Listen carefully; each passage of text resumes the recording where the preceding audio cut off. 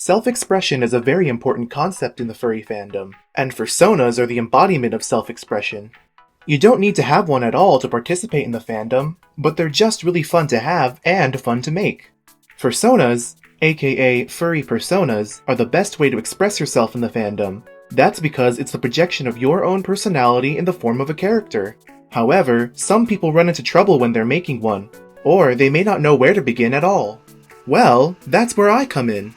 Hey everyone, I'm Soren, and welcome to my new series, Furry 101, where I'll be going over some helpful information for people looking to learn more about the furry fandom. Today, I'll be giving you some tips and a guide to make your very own fursona. A quick disclaimer before moving on, but just remember that there is no right way to make a fursona. Everyone has their own process that they go through when they're making one, and there is no streamlined guide or instruction manual. That being said, this video is meant to serve as a starting point for people who may not know where to begin when they're making a fursona. You don't have to follow this information word for word, but feel free to use it as a reference for what you should keep in mind when you are making one. With all that out of the way, let's get started.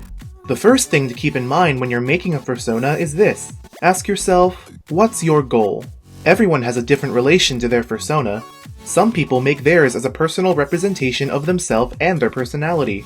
Some people make theirs as an idealization of themselves, or a person that they want to be with traits that they may not have. And some people make one purely because they're looking to match a certain aesthetic. Also, remember that you're not trapped with one decision. Fursonas are completely flexible. Let's say you decide that you want to change your species, or you really aren't a fan of the color palette you chose. You're free to change as many things as you want, whenever you want. Fursonas aren't set in stone. You can make any adjustments that you feel most comfortable with at any point in time. So don't think that once it's complete, it's unchangeable. Updating your fursona is completely normal and happens all the time. But maybe you have two designs that you really like, and you can't edit them in a nice way that combines them. Well then, why not have multiple fursonas? Having more than one fursona is also a normal occurrence in the furry fandom, so have no fear, make as many of them as you want. These are a lot of things to think about, and that's why patience is key when making a fursona. Making a character that reflects you can take a long time and a lot of thought, so don't rush it. On the other hand, if you know exactly what you want, then there's nothing stopping you from diving right in. When designing your fursona, species plays a huge role, so how exactly do you pick a species? Well, the best way to do that is to follow the goal you set. Ask yourself, what represents you? What do you aspire to be? Or what just feels right? It can be any kind of species you want, such as scalies, avians, and invertebrates. For more information on the other types of species to choose from, you should check out my previous video. But what if you can't just pick one species? Well, don't worry about that, because you can easily make hybrids. Combine as many animal species as you want, until you get a hybrid that matches all the features you're looking for. Alright, now that we have a species and a goal to accomplish in making a fursona, we're ready to design. I highly recommend starting with free empty base reference sheets and free drawing apps. You can find free ref sheets online on places such as Twitter, Reddit, and DeviantArt.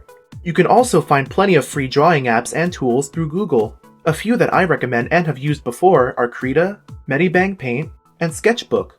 When you're using a base ref sheet, please ensure that the artist has given explicit permission for people to use it, and make sure you're not stealing anything. Always be sure to credit the artist and get their permission. When designing your fursona, there are a few factors to remember in the thought process. Feel free to look at other designs to get ideas of what you want your fursona to have. Inspiration can come from anywhere, and be based off anything. Things such as color palettes and other body features can inspire some of your design choices. However, don't steal the exact same designs, but rather incorporate them and make it your own. There's a big difference between being inspired by a design and straight up copying it, so just be careful. Take the time to make a design your own and give it your own personal flair. The colors and patterns of your fursona are another important aspect of a fursona's design. When picking colors, you can pick ones that you like, ones that fit a theme, or colors that mesh well together. But if you're having trouble envisioning a color palette, I recommend using the Adobe Color Wheel to test out different color palettes you may want to try out. I'll leave the link in the description below. In terms of fur patterns, you can include whatever you want. Many people go for spots or stripes in various places, because it adds some more visual variety to their fursona. You can also add shapes or any other kind of patterns that you find interesting too. And you can add any other features that come from your species. Outside of the physical design of your fursona, you can also add extra external features. These are usually accessories to spruce up your character, and can become a staple to your fursona as part of their everyday appearance. Signature articles of clothing can be things like bandanas, collars, and piercings. Now, if you've gotten this far into the video and are thinking, wow, this seems like a lot of work, then there are some alternatives. You can commission an artist to come up with a design for you. All you have to do is give them a list of things you want your fursona to have, like colors or a species, and they'll work with you to make one. You can also purchase adoptables. Adoptables are pre-made fursonas and characters that an artist puts up for sale with set designs and features. But an important thing to keep in mind with adoptables is if you want to adjust their design. This is a very sensitive subject, since making changes to art that you didn't make is pretty rude. So make sure the artist has given you explicit permission to alter an adoptable. Be sure to ask these things before you buy one. Making fursonas may require some hard work, and decisions that can take a long time to think about, but it is so worth it. Having a character that expresses you and your inner self just feels so nice, and I still get very happy whenever I look at mine.